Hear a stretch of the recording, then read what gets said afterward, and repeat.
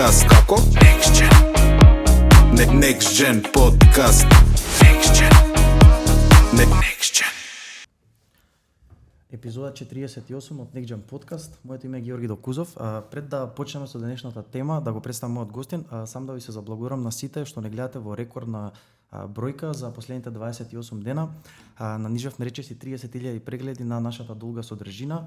Во месецот кога е најпроблематично се гледа, нели, повеќето од луѓе се на одмор и слично. Таа бројка е доста добра за нас. Тоа што не е добро, сакам да ви го посочам и да ве замолам да го направите ако можете, во име на тоа што се трудиме и снимаме на овие температури, заедно со мојот гостин денес на 40 степени речиси, е дека 82% моментално гледам во аналитиката на каналот, 82% од вас кои ја следите нашата содржина, го немате притиснато копчето subscribe, да се претплатите и да бидете во тек со новите епизоди, клипови, кратка содржина, долга содржина, што постојано ја објавуваме на нашиот канал. Тоа беше околу содржината, околу каналот, денес околу темата. Како дојде до овој подкаст да го правиме денес, сакам да ви кажам, честа инспирација за креирање на содржина и на креирање на подкасти, знае да биде некоја зборче која ќе ми се уврти во глава, па знам да го продискутирам со некој или да го спомнам, да го слушнам на реклами и го заприметувам дека е некој вид на ново зборче што се пласира кај нас или нешто ново што доправа, нели, почнуваме да дознаваме као поширока публика за тоа зборче. Станува збор за зборчето финтек, што во последно време почна да се пласира кај нас. Некои фирми почнаа своите услуги, нели, да рекламирајќи ги да го користат тоа зборче. И нормално, како и за сите подкасти претходно, од кога ќе најдам на нешто интересно, што ме интригира и што и мене лично ме интересира, што е, како е да влезам подлабоко во тоа, следното што го праваме, го барам совршениот партнер за разговор на таа тема. Токму така денес дојдов до мојот гостин, станува збор за Александар Тишовски. Здраво, Александар, како си? Здраво, Георги, благодарам. Добро сум. Ви благодарам за поканата. Студијава ти е прекрасно, особено што надвор е температурата плюс 40 степени, така што внатре е стварно пријатно. Да, внатре излаив моментално 21 степен покажува климата, тоа е можеби повеќе од пожелно за снимање, но имам и опрема, така што во сврха на тоа да не загре, се договоривме, нели, да те представам, како што да не биде нешто кратко, ти инсистираш да биде малце подолго, па морав да го запишам, ќе ми извиниш. Денес покрај тоа што се представуваш како Александар, нели, доаѓаш и во улога на директор за секторот на технологија и оперативно работење при ЮТЕ Македонија. Така што ќе зборуваме покрај теми во мене што ме интересираат, ќе зборуваме и за теми кои ги пласира твојата фирма. Ти си денес на некој начин и, нели, представник на тој колектив на ЮТЕ Македонија. Така што те прашав како си. Ти ми одговори кратко, јасно и прецизно. Ме интересира сам ти да ми ја кажеш на кратко или на пошироко слободно твојата приказна околу тоа како ти се најде во финтек, или прво ајде да почнеме од таму, да го дешифрираме, да правиме некоја основна дефиниција на тоа финтек. Што е зборчето финтек, така. Бидејќи многу луѓе кај нас, јас исто забележав, извини што ќе те прекинам, кога ќе почне некој нов збор да се пласира, луѓето често, знаеш, сите сакаме да се правиме дека го разбираме и дека го знаеме, знаеш, како не знам ја што е тоа. Сега, нели, сите сакаме, ама често некако, нели, недоразбирање има околу некои термини. Ајде онака да го банализираме, што ви рекле, да го упростиме. Што е финтек? Зборчето финтек всушност представува комбинација од два збора. Тоа е finance technology. Значи тоа е комбинација од зборовите од финанси и од технологија. И всушност представува сервис, односно услуга која што ја користат повеќе типови на компании, која што, нели, заради таа комбинација на финансиска технологија, која што представува од многу аспекти технологија која што нуди напредни сервиси, напредни услуги, технолошки согласно модерните текови на општеството во дигиталната сфера. Компаниите базирани на финтек технологија даваат услуги како што е примање на пари на нивните сметки, чување на тие финансиски средства, преку финтек технологијата може да прават трансфери на тие средства до други примачи на средства, можат да инвестираат средства, да прават трансакции од една околина во друга околина, од една држава во друга држава, без при тоа да се користат дополнителни посредници. Тоа што е интересно за финтек е што за прв пат се појавува околу 2000 година и се до 2010 година представува некој период на транзиција каде што тие компании лека полека се оформуваат и добиваат некоја официјална организирана структура во форма на компании. Така што финтек компаниите можеби посериозно почнуваат со активност од 2010 година и наваму. Имаше еден интересен податок дека во Соединетите Американски држави секој втор американец во 2021 година има направено најмалку една трансакција преку финтек технологијата. Таа финтек технологија па да разбира дека тие клиенти кои што ги направиле тие трансакции направиле пренос од една сметка на друга сметка или пак направиле некаков тип на небанкарски трансфер на средства од една позиција на друга Значи финтекот не е конкретно се оградува од банкарскиот сектор, така? Финтекот е технологија. Тоа е вложена технологија, а финтек компанија е компанија која што ја користи таа напредна финтек технологија за да ги дава своите услуги кои што ги нуди. Тоа што треба да се напомене е да речеме да се споменат некои обележја на тие финтек услуги кои што ги даваат финтек компаниите. Би почнале прво со процесот на подобрено корисничко искуство за клиентите. Значи, финтек технологијата на клиентите кои што ги користат тие апликации или во случајот апликациите кои што ги имаат финтек компаниите и во Македонија, особено ЈУТЕ, на многу поедноставен начин клиентите може да ги извршуваат тие трансакции споредено со традиционалните и класичните банкарски апликации.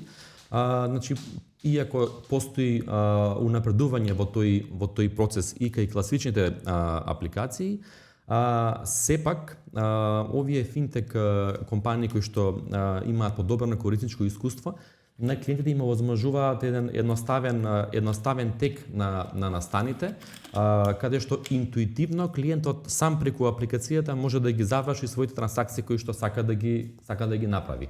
Нема потреба од посебна обука, нема потреба да гледа видео како се прават тие трансакции, туку самиот се води низ тој процес. Друга карактеристика која што ги одликува финтек компаниите е што имаат автоматизиран процес на носење на одлуки. Значи, во многу ситуации каде што ние особено на балканскиве простори сме научени дека треба да имаме интеракција со вработен од другата страна, кој што можеби ќе ни даде совет, ќе ни направи некоја анализа на некоја насе прашање. Или ќе не саботира. Или ќе не саботира, нема да му се така, да се нашалиме, така е.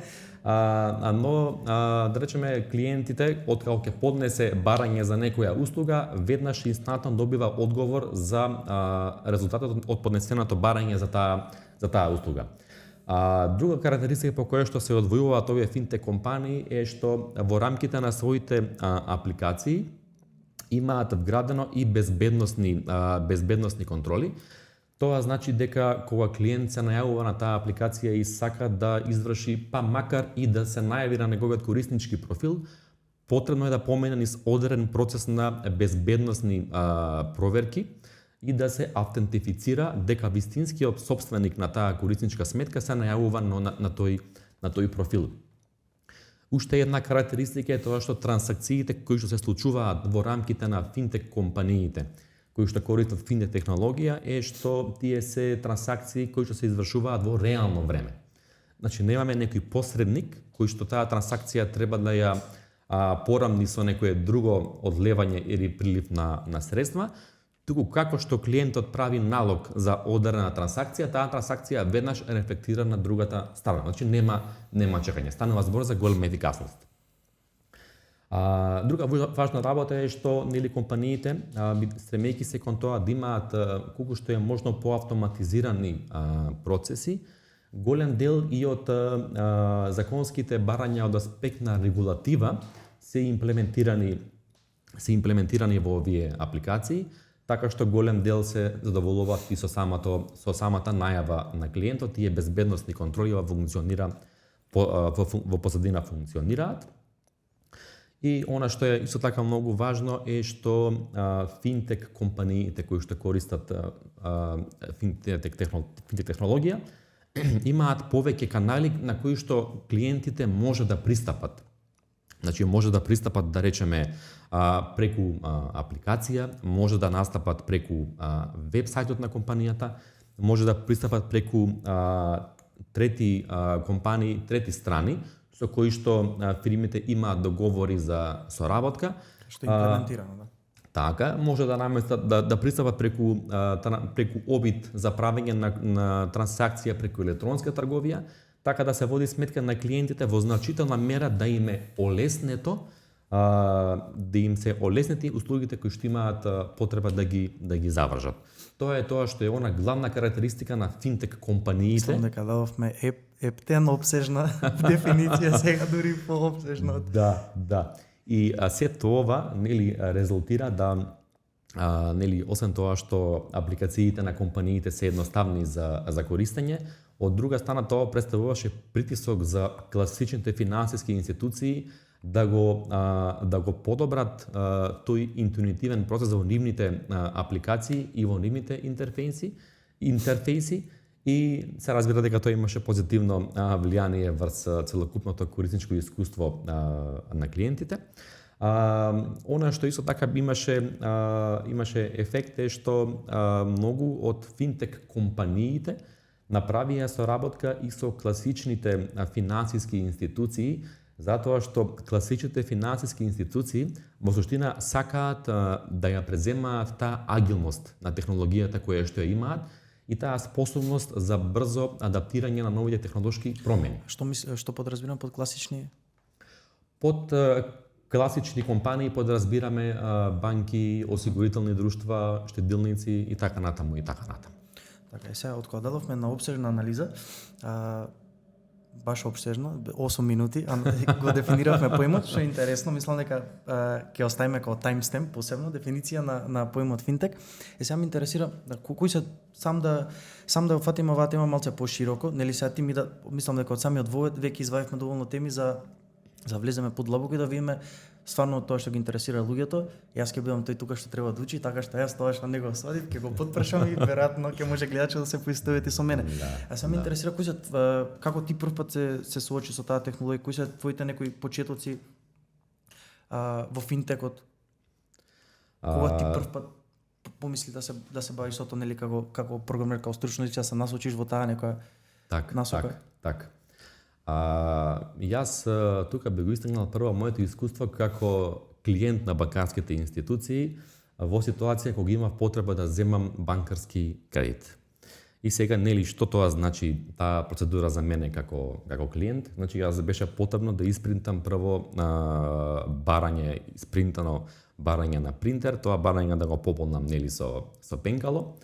Потоа тоа барање требаше да го однесам. Ама истото тоа барање уште 50 пати сличниот темплет. Значи тоа е битно се спомена. Значи не е само едното, него во слична форма уште 20 пати. И документацијата која што е во позадина, така е. И тој сет на документи, тоа купче на документација, требаше да го однесам во човечки ресурси, каде што требаше да ми стават печат, подпис од одговорните лица од компанијата, и каде што требаше да наведам зошто мене ми е потребен тој кредит што го барам. Кога тоа ќе го завршев кај мене на работа, потоа барањето го носев во банка. И нели го поднесам барањето во банка и потоа сега чекам моето барање да биде разгледано. Па тоа можеше да значи една недела, можеше да значи 2 недели, ако можеби станува збор за стамбен кредит каде што има некоја прашање кое што не е доволно прецизирано во рамките на документацијата која што ја поднесувам од прв пат, значи дополнителни прашања, дополнителни процедури И тоа значи дека се потроши доста време за да се земе одреден изnos на кредит. И тука ја согледав потребата дека можеби постои простор да сите овие процеси бидат значајно унапредени.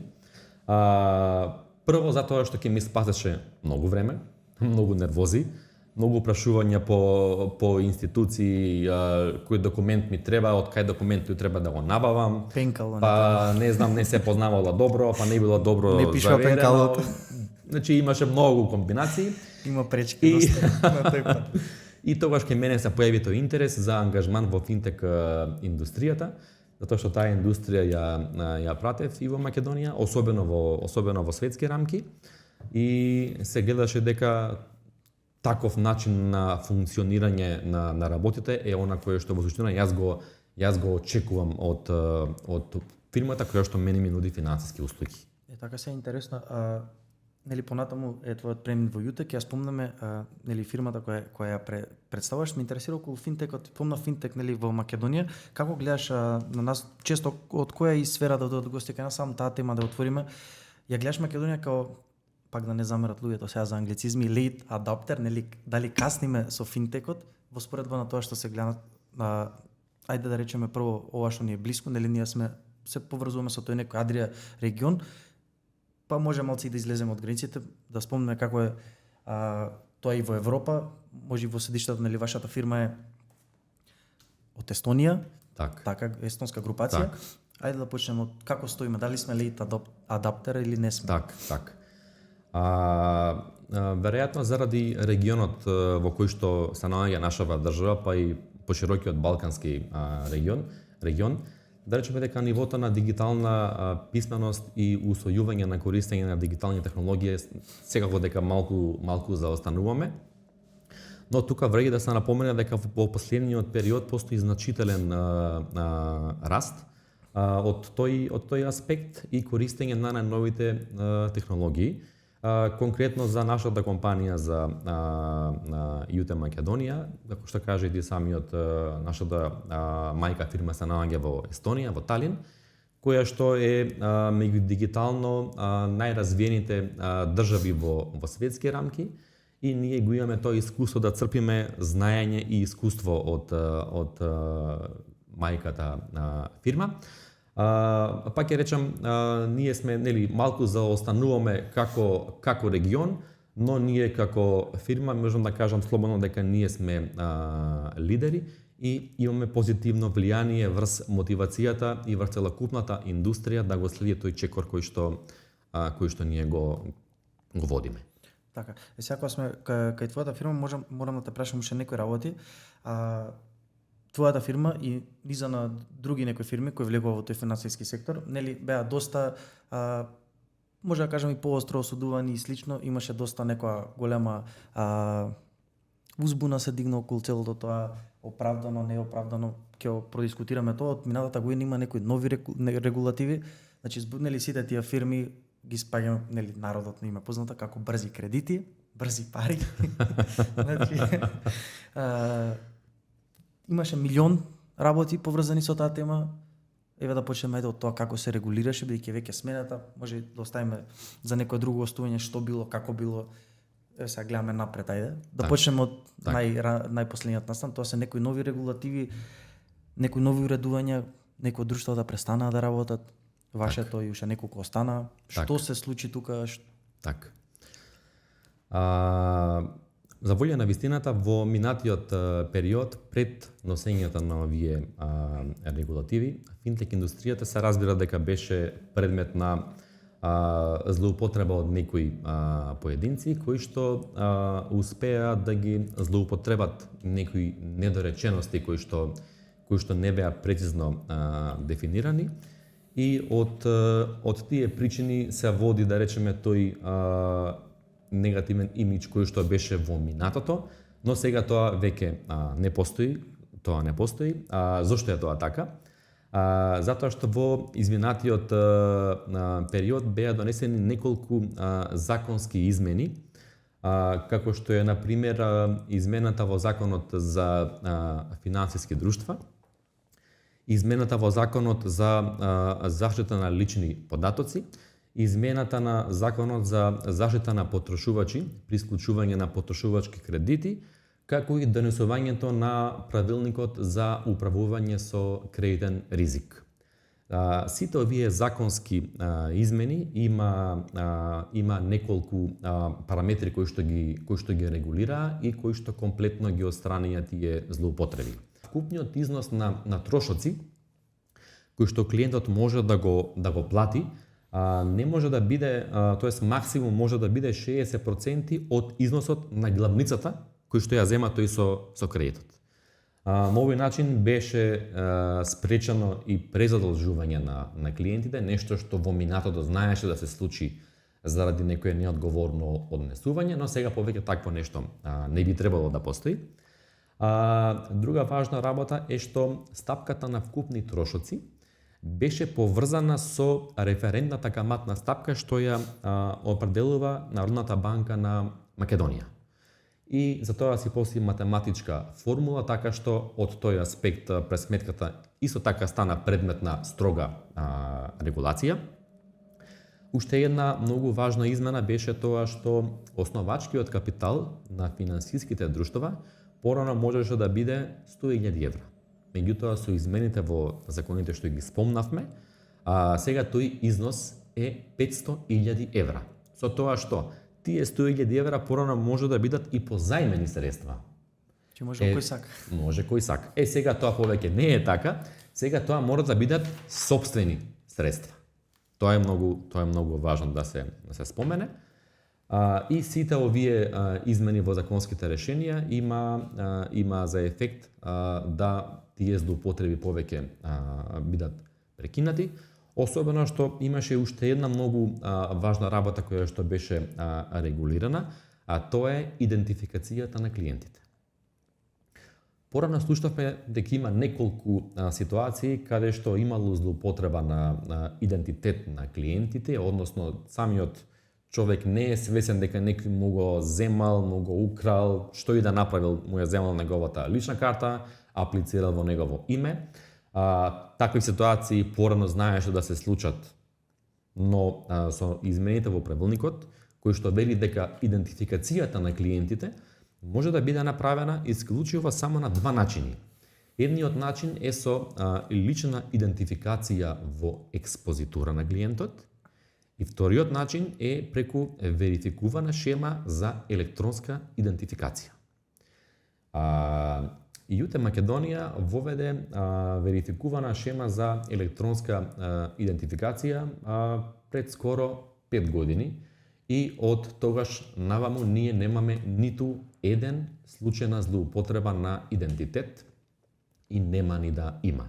Затоа што всушност таа дефиниција дека клиент треба да биде електронски верификуван преку шема за електронска идентификација, значи дека се проверуваат тие податоци во Националниот регистар за население, која што во крајна линија значи проверка на тие информации во Министерството за внатрешни работи. И сите овие законски измени резултира со тоа да од 37 финансиски друштва кои што беа во 2023 година, сега нивниот број се намали за околу 11 и сега се во моментов 26 финансиски друштва што се активни. Се Александар, ме интересира нешто. Ќе ти кажам како јас ја доживам работата. Ние зборевме приватно. Вашата компанија веќе се задржи мајде на ЮТ. Нели во претходно ги имаше тие лоши некои лоши имидж што се создаде поради таа теза на брзи кредити, брзи пари. Сега ме интересира, нели нормално тоа што го наметнува вашата фирма, што го представува денес е повеќе технологијата, финтек, нели зборевме финтек, јас и дојдов до вас поради тоа што вие сте ни од тие што највеќе го експлоатираат тоа зборче и нели збориме за технолошки развој и слично, но ме интересира дали мислам да јас го доживам тоа како вашата фирма малце сака да избега од тој термин на брзи пари и лесни, но маркетингот од друга страна кај вас што се пласира во последниот период е одобрување на кредит за 3 минути, то повторно некако асоцира на брзи пари и на лесни, не знам, достапни пари. Мислам, ние зборевме за технологијата, како тука луѓето не го сватат тоа погрешно? Така.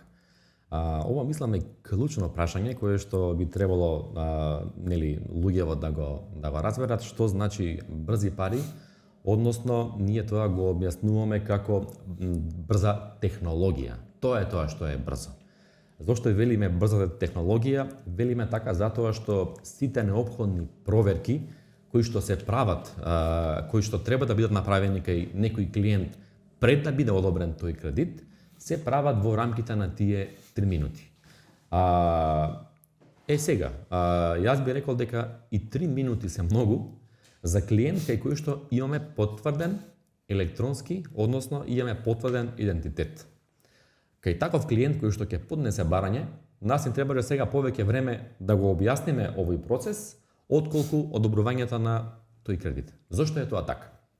Еве да го објасниме целиот процес. Сакам тоа да те прашам, од почеток. да го онака баш најпросто, кажеме како сега да имаме нели Так. апликацијата пред нас. Еве да речеме сега отвараме позадината?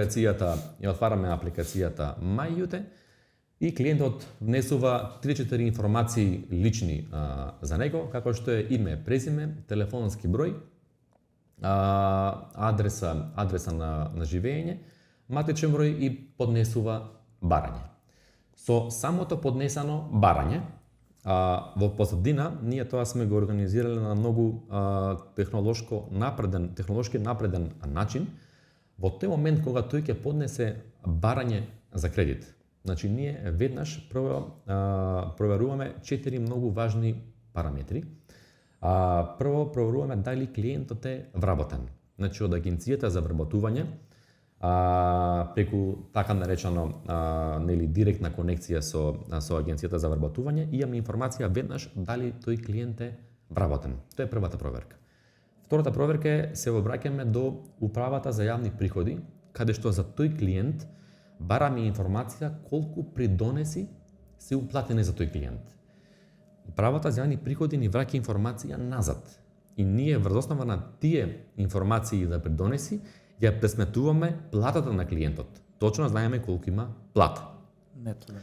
Трета работа која што ја дознаваме е се обраќаме до релевантна база на податоци, во случајов Македонското кредитно биро, каде што ги проверуваме сите задолжености на клиентот. И можеме да видиме клиентот колку има плата, колку е задолжен и колку можеме да му одобриме. Мислам се ова го прават сервери во позадина. Ова го правило во позадина софтвери Или толку брзи. и се случува се уште човек што може толку брзо да пишува, не сме сретнале. Има сигурно. Како во суд. Можеме ќе го. Девојките од суд сте ги земали. Да. Така што овој процес трае нецели 3 секунди. Толку е потребно и последниот чекор, откако системот ќе реши дека тој клиент е подобен да му биде одобрено кредит, барањето за кредит е одобрено, но последниот чекор е верификација на идентитетот на клиентот.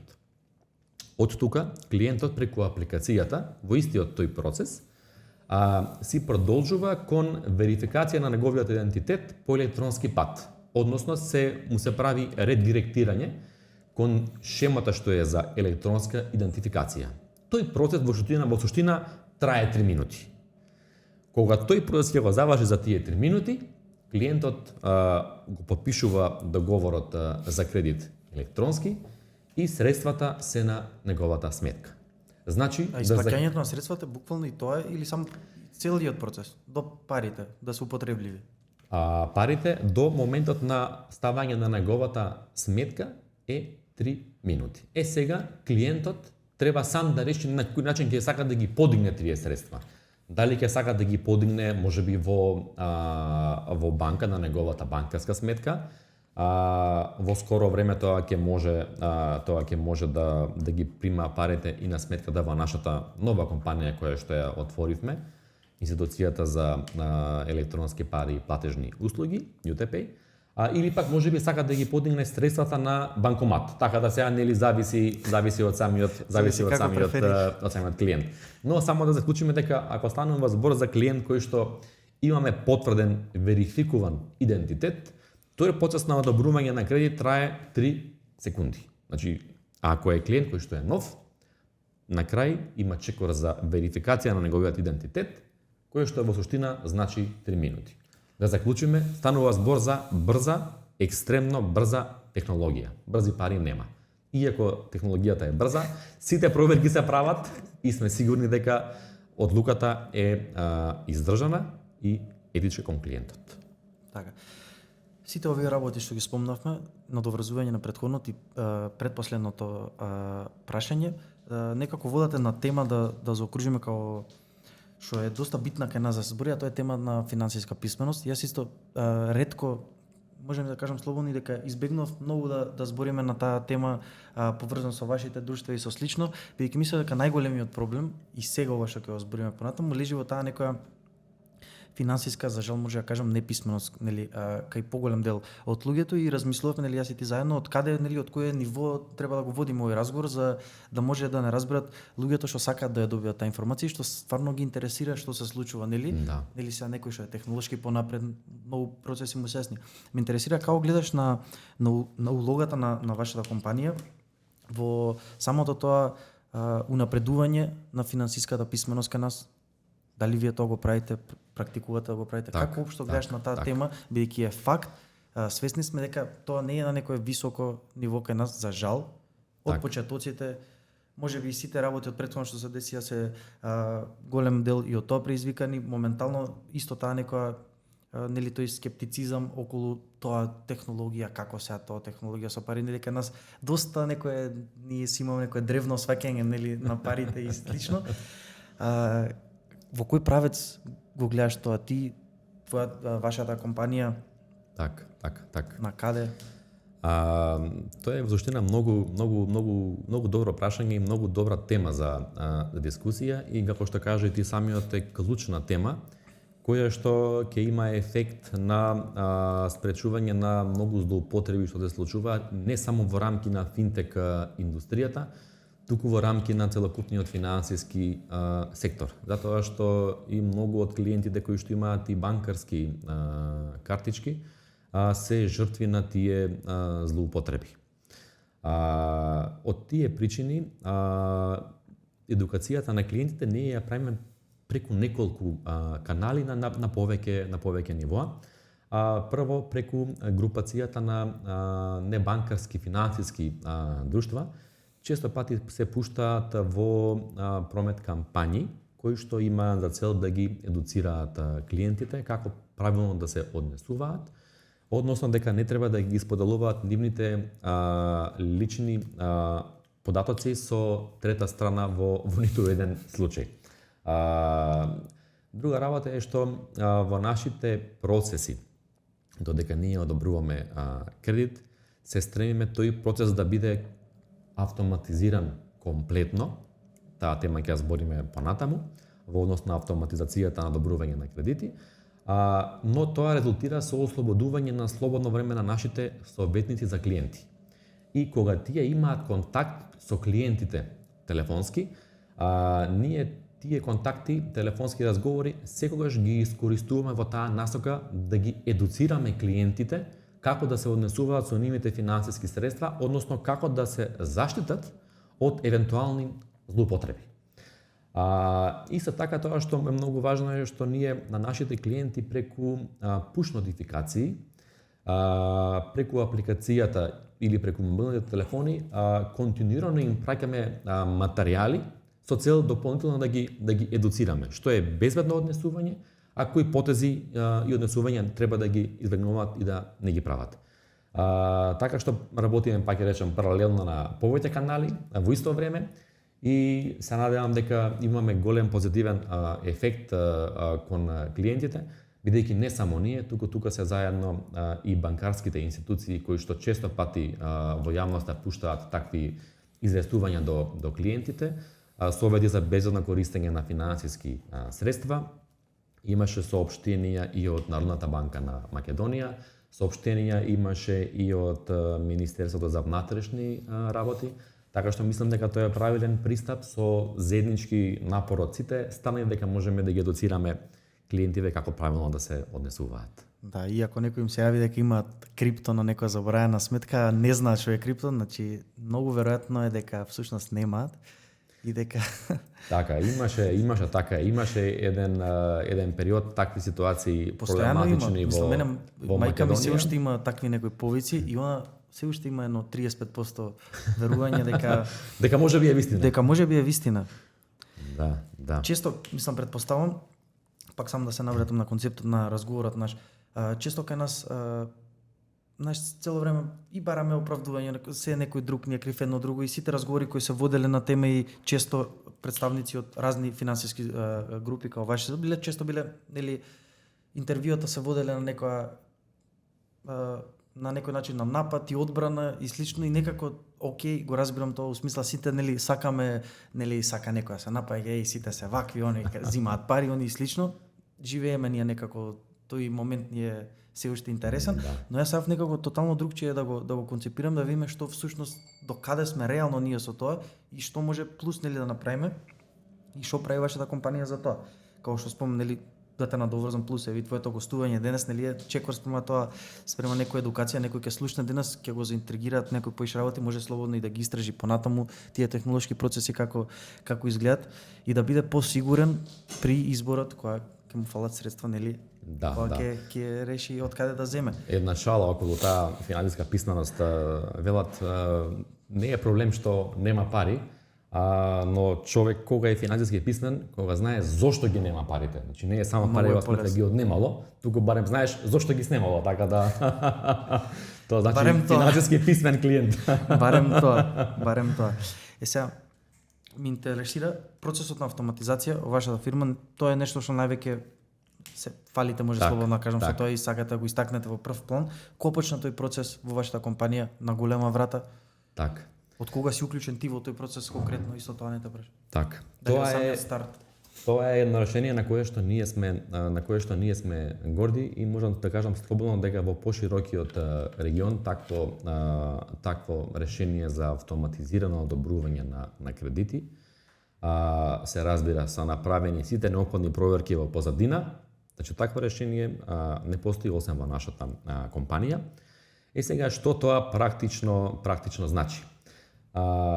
Доколку клиент аплицира преку некој канал, да речеме за кредит, дали станува збор за наречен наменски кредит, или пак станува збор за аплицирање за кеш, односно готовински кредит, потрошувачки кредит, кога порано клиент ќе поднесеше апликација, нашите советници за клиенти, тој телефон го бара на телефон и ја правеа таа пресметка на тие параметри кои што ги спомнавме. Вработување, приходи, обврски и го информираа клиентот дали тој може да земе кредит или не може да земе кредит. Значи беше потребно интеракција од вработен за да биде комплетиран тој процес на одобрување на кредит. Измената што е сега? Измената е што сега повеќе нема потреба од интеракција од вработен. Тоа звучи вака малку, како да кажам, инспиративно, но навистина е така, затоа што сите тие проверки се прават автоматски во позадина. Сите проверки се прават во позадина автоматски. И кога клиентот ќе поднесе барање за кредит, тој веднаш има информација дали неговото барање за кредит е одобрено или не. Ако е одобрено, си продолжува кон подпишување на договорот за кредит и парите ги има на располагање. Доколку од некоја причина барањето за кредит не може да биде автоматски одобрено, се разбира дека ние водиме сметка и за тие клиенти, нашите советници за клиенти ги контактираат клиентите и тој процес потоа се води рачно. Значи оној човечки допир, ние што велиме human touch, секогаш е во позадина за поддршка на клиентите. Сега во позадина тука има многу зошто ова е, односно многу како ова е возможно. Повторно ќе речам, користиме знаење и искуство од мајката фирма во Естонија. Ова решение го креиравме заедно со нив. Ние тука работевме околу 6 месеци на ова решение да го комплетираме целиот тој процес. Пред околу 2 недели ова решение беше целосно комплетирано и сега ова решение е во комплетна функција и за готовинските кредити, и за кеш кредитите, и за наменските кредити. Сега, тука во позадина, всушност може да се види начинот на кој што UTE како групација функционира, особено од аспект на технолошката супериорност која што ја прикажува. Имено ние пред да почнеме со развој на било какво решение или функционалност во нашиот софтвер, ние секогаш знаеме зошто го правиме тоа. Значи знаеме која ни е целната група на клиенти, знаеме колку време тоа ќе не чини, знаеме колкав трошок тоа ќе продуцира и знаеме какви крајни ефекти тоа ќе носи. Тимот што е за развој на нови функционалности, односно development тимот, испорачува околу 30 до 40 промени во софтверот во рамки на една седмица. Тоа е импресивна бројка. Споредено со класичните финансиски институции, вакви промени може да се случуваат еднашка на 6 месеци. Така што тоа е нашата предност што ние сме мала, но сме многу агилна и брза фирма. Она што е друга наша карактеристика е што ние паралелно развиваме повеќе различни функционалности. Зошто го правиме тоа? Не развиваме целосен процес од еднаш, туку развиваме прво да речеме 10%. Ги пуштаме тие 10% во функција, во живо, и гледаме каков фидбек ни носи, како клиентите на тие измени реагираат. Доколку нема забелешки, доколку е се во ред, продолжуваме. Следниве 10 и паралелно работиме на повеќе проекти. И во суштина, ова ни дава голема предност, затоа што кај нас не постои функционалност која што е развиена, а која што е непотребна или која што нема ефект. Затоа што ние ќе фатиме дека веднаш после првите развиени 10%, дека нешто треба да биде сменето. Нема да искористиме ресурси без ефект. Тоа е многу важно да се спомене. Така да од тој аспект на вистина сме интересира кога сме кај банките. Се по вашиот маркетинг, ова може скроз нели сум го разбрал погрешно јас. Во каков однос сте сега вие со банките? Вашиот маркетинг некако е доста агресивен спрема нив, во некој втор план како да ги спомнува дека вие сте понапред од нив лично. Вие сте сега во некоја компетиција, во некоја соработка, во каков однос сте? Еден од ефект... Може да се насети тој момент дека вие се истакнувате пред нив, сакате јасно да дадете знање дека нели супериорно, технички сте супериорни над нив, но не го правите тоа нели директно со напад спрема нив, некако позадински, во каков однос сте вие? Така. Или тоа е само за јавноста Не, шала на страна, ние со банките во Македонија имаме исклучително коректна соработка. Соработуваме на повеќе полиња и ќе соработуваме на уште повеќе полиња. Се разбира дека конкурентските односи си остануваат на сила, нели тоа е сосема нормално, но има полиња каде што соработуваме, каде што разменуваме и знаења и искуство, можеби ќе разменуваме во скора иднина и услуги, така што банките се здрава конкуренција за нас, која што ни представува дополнителна мотивација да бидеме подобри од тој технолошки аспект. Затоа што секогаш постои сегмент на клиенти кои што, да речеме, се незадоволни или пак можеби очекувале повисоко ниво на услуга од банките. И да речеме со технологиите можеби кои што ги имаат банките во моментот, можеби тие очекувања не може да бидат задоволени. И тие клиенти се разбира дека ние се обидуваме да ги услужиме, да добијат одлично корисничко искуство со нас. Постојат и сегменти на клиенти кои што банките, да речеме, заради законската регулатива не можат да ги услужат од некоја причина, или пак можеби заради недостигот на експозитури низ државата, низ некоја локација. Тука е нашата можност ние тие клиенти да ги услужиме на комплетно дигитален начин. Така да, значи, делумно ми се причинил. Конкуренција, со банките сме и конкуренција, но сме и добри соработници. Исто интересно што ми остави впечаток од излагањето твое пред малце за претходниот одговор, спомна дека помалку вработени звучи инспиративно. Тоа би рекол окей, за фирмата нормално, нели, трошоците ги намалува и слично, но луѓето исто така често знаат и од тој некој нов феномен на AI и нели вештачка интелигенција придонесува за пооптимизирани процеси, тоа автоматски заменува луѓе и од тој поем се уште запрепастен луѓето и сакам сега на страна од овој разговор што го правиме денес, како гледаш ти на тоа општо? Дали мислиш дека оваа нова технологија, развитокот на истата, дека ќе ги отстрани луѓето или ќе им ја смени логата некако? Так. Само е многу широка тема. Јас не се сеќавам дека сум рекол дека ќе ги замениме вработениве со AI. Можеби само ќе ја смениме нивната улога, тоа да. Во насака на тоа да нашите советници за клиенти имаат повеќе време До тој момент нели се да посветат кон нашите клиенти и да им дадат поквалитетен совет. Тоа е многу битна разлика да се каже.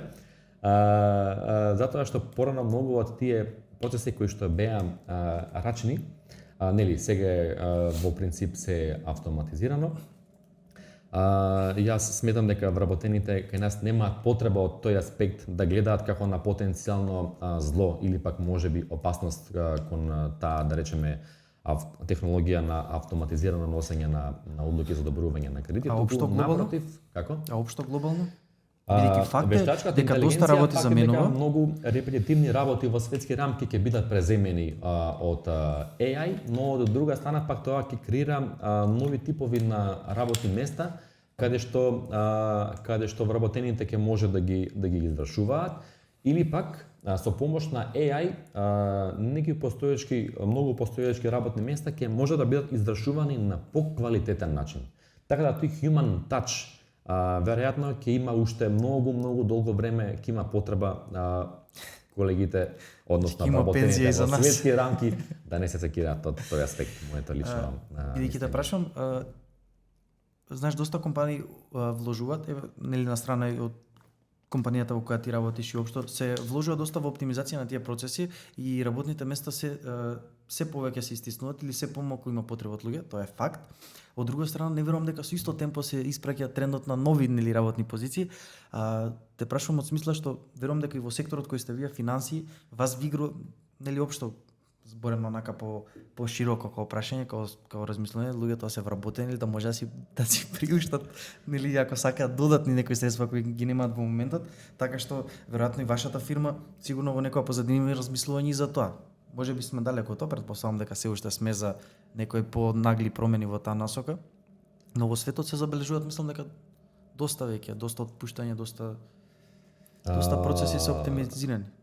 Значи повеќе прашања беу. Еве да речеме првото беше дали мислиш дека процесот дека технолошката иновација која ја намалува потребата од човекот ќе ја испрати таа иновација на нови работни места, на формирање на осмислување. Да, моето лично мислење е дека нели потребата од вработени и понатаму ќе остане, затоа што ослободувањето од тие репетитивни дневни активности ќе им даде време за подобра грижа кон клиентите. Бидејќи имаме ние клиенти со кои што ни е потребно да поразговараме на телефони 15 и 20 минути. Порано ако нашите вработени тоа требало да го завршат за 10 минути, сега автоматски добиваат повеќе слободно време за интеракција со клиентот.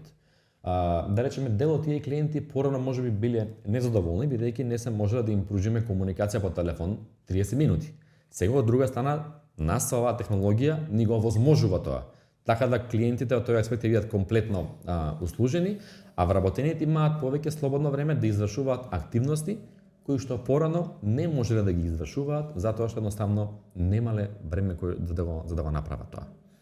Така да тој е одговорот на моето прашање на овој дел. Уште една тема спомнавме низ претходните одговори, тоа е AI machine learning, нели машинско учење, пак да не сме со англицизмите.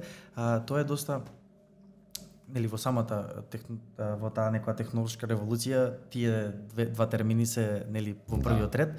Во претходниот ми подкаст беше гостин Игор Трековски, зборевме баш на тема дека до каде се оптимизирани, што како е од вашето искуство тоа што го правиш ти конкретно на дневна база, дали они носат подобри одлуки од луѓето, како се сноѓаат, знаат ли некојаш да промашат и они до така. Во рамките на нашиот софтвер, ние имаме интегрирано модел за машинско учење и наука базирана на податоци и тоа во значајна мера влијае на намалување на кредитниот ризик со кој што работи Јуте, односно можноста на клиентот навремено да ги враќа неговите рати. Што тоа значи? Ако Александар аплицира сега за кредит во Јуте и ние ги направиме проверките се проверуваат некаде околу 70 параметри за секој клиент кои што укажуваат на неговиот профил од аспект на ризичност. Ако јас добијам максимален износ кој што може да го добијам во Јуте од 20.000 денари, затоа што можеби сум клиент кој што е средно ризичен, кој што веќе е задолжен во 5 финансиски институции, и ако аплицира Ѓорги, кој што има само еден кредит, тој клиент, ти си како клиент помалку ризичен, за тебе понудата ќе биде поголем износ. Но не само разликата во износот. И трошоците кои што ќе ги имам јас како клиент, ако сум поризичен, ќе имам повисок трошок, што е нормално. Ти како клиент кој што си помалку ризичен, и веројатно се дека навремено ќе си го враќаш твојот кредит, ќе имаш ниски трошоци. Така да во нашите производи, да речеме, ние немаме кредит со кој што знаеме колкава е каматната стапка. Тоа зависи од клиент до клиент. Колку е клиентот помалку ризичен, толку се трошоците пониски. Колку персонализирано. Така е. Понудите ни се персонализирани за клиенти. Претпоставам дека тоа ќе биде следна тема што ќе ја збориме, да објасниме добро што тоа значи персонализирана понуда, ама пошто ја веќе ја почнавме да ја продолжиме вака. Значи, ние кон клиентите имаме персонализиран пристап, односно понудата кон секој клиент е различна. Или како што рековме, ги анализираме тие скоро 70 параметри и кога имаме интеракција, кога имаме комуникација со клиентот, кога некој наш вработен советник за клиенти комуницира со клиентот, на неговиот систем, со самото тоа што тој телефонски број е повикан, ние веднаш го имаме целото негово досие пред нас. И советникот точно знае за каков клиент станува збор, негов аспект од аспект на ризичност, од аспект на враќање на рати, од аспект на приходи и така натаму. Така што секогаш нудиме различни услови на различни клиенти. И тоа е нашата и цел и на долг рок. Значи, на клиентиве никогаш да не им одобруваме износ повисок од тоа што они реално може да го враќаат и кој што нема да влијае на квалитетот на нивниот живот. Во однос на тие ги спомнавме околу 70 параметри. Значи, проверуваме, нели, Тоа се јас ќе ти го поставам прашањето од смисла дали тоа се користи повеќе во маркетинг сфрки и тоа да го објасниме како што го дешифриравме, нели, моментот за 3 минути. Да. И овој некако момент, нели, исто вашиот маркетинг е застапен. Тие параметри го покажуваат однесувањето, односно процентот однесување на клиентот. Ако станува збор кој што е во, да речеме, возраст која што се очекува да се очекува тој клиент на таа возраст да има поодговорно однесување, да влегува помалку во ризични купувања, во неоправдани купувања. Може би станува збор за човек кој што е со семејство, кој што мора да биде одговорен кон семејството. Човек кој што нема, да речеме, историја лоша или неповолна во други финансиски институции во минатото. Човек кој што не се наоѓа на листи на санкции во светски рамки, бидејќи ние со поднесувањето на барањето за кредит, ние ги проверуваме и тие меѓународни информации за клиентите. Така да тие 70 параметри ни укажуваат профилот. Каква е неговата историја, какви се неговите приходи, неговите обврски, неговото очекувано однесување и колкав износ тој клиент би можел да земе и да го враќа одговорно. Значи, што е сейл, претходно тоа кеш не е сега со понудата. Интересно и ова. Сега ме интересира од се ова што спомнавме. Доста нови работи, се е некако ново, се е последните неколку години се формира, се прави. Како тоаш гледате напред, кои се новите предизвици, што е следното ниво во ова вие што го правите? Како гледаш ти на тоа, како гледат вашата фирма? На каде ќе се движите? Така. Нашата цел е колку што можеме да влијаеме повеќе на финансиската едукација на клиентите, затоа што постојат продукти, конкретно во Јуте, кои што имаат 0% трошок. Тоа е моделот на Buy Now Pay Later, односно купи сега плати подоцна, што впрочем како модел и исклучително добро и се развива. Овој модел представува можност секој клиент да си ги планира неговите трошоци и да ги распредели во блиска иднина. Зошто некој би платил денеска 40.000 денари за да купи клима, ако може да плаќа следните 4 месеци по 10.000 денари, а нема трошок. Така што од тој аспект ние работиме многу на финансиската едукација на клиентите со цел да ги приближиме придобивките кои што клиентите ги имаат доколку соработуваат со јуте. И повторно ќе ја спомнам и брзината. Ние веќе имаме и многу клиенти кои што наместо да поднесуваат класични барања за банкарски кредит, заради брзината и заради услугата, се одлучуваат кај нас и на тој начин целта е да ја шириме и клиентската база, заедно со финансиската едукација и со пласирањето на нашите продукти. Ние од друга страна се разбира дека цело време континуирано работиме на подобрување на условите кои што ги нудиме. Така. Ако те прашам за крај од овие 60, веќе сме 60 минути, од овие 60 минути Зарем.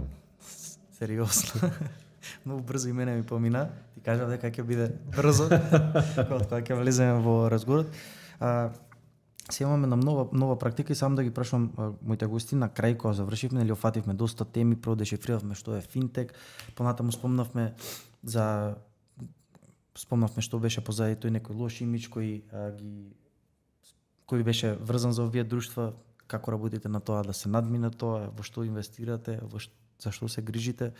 Една реченица за да го опише овој разговор или овој што не гледа 60 минути, нашиот гледач денес, со која онака go to message, што ви рекли американците, во која насока да биде тој go to message? Тоа што може би е најважно за клиентите е да работат на нивната финансиска едукација, финансиска писменост, затоа што од една страна ќе ги заштити од тие предизвици кои што настануваат заради потенцијални измами и злоупотреби на нивните финансиски податоци, па и лични податоци. А втора работа е да обрнат на внимание на услугите кои што ги нуди Јутем, затоа што како компанија се нудиме секогаш да ги прилагодиме услугите и производите со цел клиентите да имаат одлично корисничко искуство во исклучителен временски период, особено затоа што имаме продукти кои што имаат исклучително ниски трошоци, а имаме и продукти кои што немаат трошоци воопшто, како што го спомнав моделот купи сега, плати подоцна. Така што тука сме за клиентите и сега нивна потреба гледаме да ја завршиме на најдобар можен начин. Јас во овој момент ќе се заблагодарам што беше гостин. Ова е мојата 48 денес епизода. Беше исклучителна чест. Разменивме некои теми, а мислам дека за прв пат кога за прво споменување на оваа тема дека бевме добро, може би бевме малце површни, може да се влезе повеќе во сите овие работи, но мора од некаде да се почне, дали да почне да се збори за тие теми, да од дефиниции да почнеме, бидејќи верувам дека нели не сме на толку високо ниво општо сите, да почнеме по-базично и после да видиме кои се тие прашања што може да се таргетираат, за да се влезе подлабоко во нив, да им се објаснат на луѓето тоа што не го знаат луѓето, дека имавме цел подкаст борба за масата, бидејќи се клати на чија маса и тоа не знам на чија страна отиде. Се клати масата и се бориме од преска за превласт на балансот. Се шалам, уште еднаш фала ти многу што одвои денес време, снимаме во средина на август на висока температура, малце беше тешко да се согласиме, да се прилагодиме. Што имаш да кажеш ти за крај, како си помина? Ти благодарам на поканата, разговорот беше навистина интересен. Ако сакаме да ги разговараме овие теми во детали, ќе ни треба сигурно уште најмалку 2 подкасти, еве да оставиме простор за некоја следна емисија. Тебе ти посакувам многу успех, да продолжи со зголемување на бројот на успешни емисии. Правиш навистина добра работа, имаш добра гледаност и јас сум чест гледач на твоите емисии и продолжи така понатаму. Така, во овој момент сакам да се свртам и кон сите вас што останавте со нас, со овие би требало да сме веќе над 60 минути од моментот кога почнавме, малце порано ги пуштивме микрофоните, затоа секогаш ми каснат пресметките во неколку минути, нема да замерите за тоа. Сам да се заблагодарам за сите што бевте со нас овие 60 минути. Уште едно фала, истото фала од почетокот кој го спомнав, дека не гледате во месец јули, во месец август во рекорден број за нас, можеби за некој тоа не е многу, но верувам дека типот на содржина ние кој го пласираме и публиката која веќе добро ја научивме, дека не е ни толку мала бројка. Сакам да ве потсетам сите кои ќе го изгледате овој подкаст да го притиснете subscribe копчето, тоа ќе биде некој параметар што ни укажува на нас дека правиме добро ова што го правиме. Исто така слободно уклучете се во коментари со дискусија, со надоврзување на овие теми, можеби идеи за мене и за Александар за идното гостување, од каде треба да почнеме и кои работи треба подобро да ги објасниме. Тоа е тоа за овој епизод, до следно гледање, пријатно.